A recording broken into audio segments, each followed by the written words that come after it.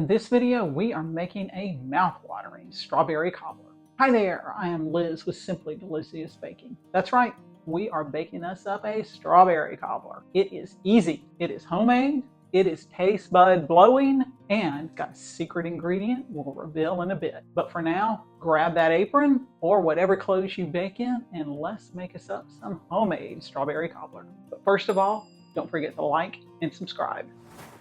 Okay, folks, let's get our recipe started off with our recipe star, the strawberries. You can use fresh or frozen strawberries in the strawberry cobbler recipe. If you're going to use frozen, make sure that you thaw and drain them first. Let's start off by chopping up or dicing up 3 cups of strawberries. To dice our strawberries, let's cut off the heads of the strawberries and then dice them in halves, thirds, or fourths, depending on the size of the strawberry. Let's grab a medium to large mixing bowl and we're going to add 1/4 cup of brown sugar and a 1/2 cup of water, and let's mix those together. Now folks, dun dun dun, it's time for the return of the strawberries.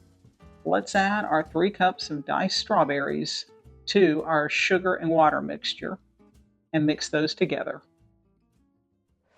Now it's time to reveal our secret ingredient, and that is cinnamon. Cinnamon adds some subtle, warm, and spicy flavor to our strawberry cobbler. And you are going to see this cinnamon later again in the video. Now mix that cinnamon in, and let's set this strawberry mixture aside and make our crust.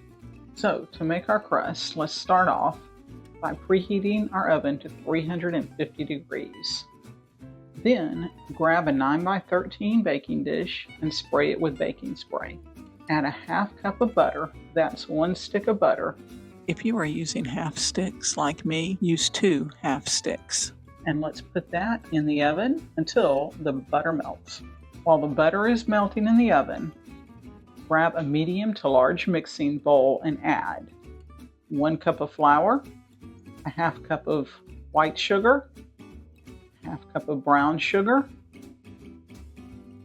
a 1.5 teaspoons of baking powder, 1/2 teaspoon of salt, a 1/2 teaspoon of cinnamon. I told you it would pop back up, 1 cup of milk, and a teaspoon of vanilla. Mix those together. Now there are going to be lumps in this mixture, and that is absolutely fine. Let's move this aside. Now, remember that butter we put in the oven? Let's get it out. It is going to smell absolutely amazing. And don't turn that oven off. Now, we're going to bring our strawberry cobbler together in perfect harmony. Start by pouring our crust batter into the baking dish with the melted butter. Our crust batter is going to start to bake the minute it hits that hot melted butter. Now let's bring our recipe star, the juicy strawberries, back again. We're going to scoop these strawberries evenly over the batter. Notice folks, I said evenly.